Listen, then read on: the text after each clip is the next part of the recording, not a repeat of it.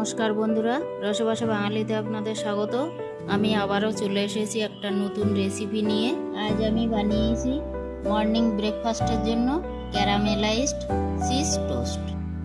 বন্ধুরা দেখুন কতটা ক্রাঞ্চি হয়েছে, আওয়াজটা শুনলে আপনারা বুঝতেই পারবেন। কি বন্ধুরা, ট্রাই করতে হবে তো। এখানে আমি এই চিজটা নিয়েছি, এখানে আমি পাতলা পাতলা স্লাইস করে কেটে নেব।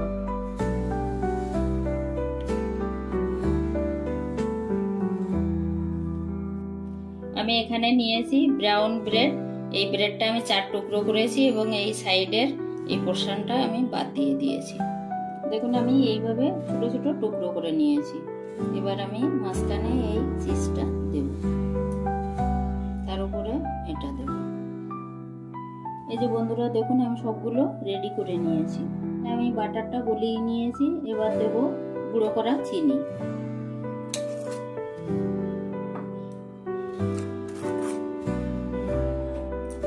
বাটারের সঙ্গে চিনিটা আমি খুব ভালো করে মেল্ট করে নেব।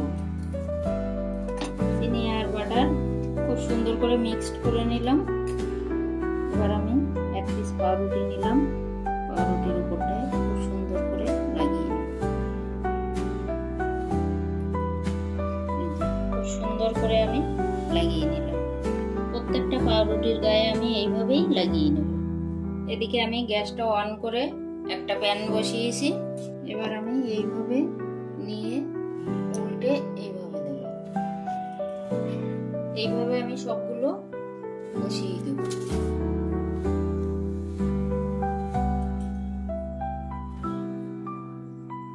এবার অপর পিঠেও আমি লাগিয়ে নেব। বন্ধুরা সবগুলো কিন্তু আমি বসিয়ে দিয়েছি এবং পাউরুটির উপরে বাটার আর চিনির মেলটাও আমি সুন্দর করে লাগিয়ে দিয়েছি। একটা পিঠ ক্যারামেলাইজড হয়ে গেলে অপর পিঠটাও আমি উল্টে ক্যারামেলাইজড করে নেব। বন্ধুরা আমি আরেকটাও উল্টে দেব। এইভাবে আমি সবগুলো উল্টে দেব। দেখুন বন্ধুরা চিজটা কত সুন্দর মেল্ট হচ্ছে, দেখতেও কিন্তু দুর্দান্ত লাগছে। বন্ধুরা ক্যারামেলাইজড চিজ ব্রেড কিন্তু একদম রেডি হয়ে গেছে। দেখতে দেখুন কত সুন্দর হয়েছে, এটা খেতেও কিন্তু দুর্দান্ত লাগে।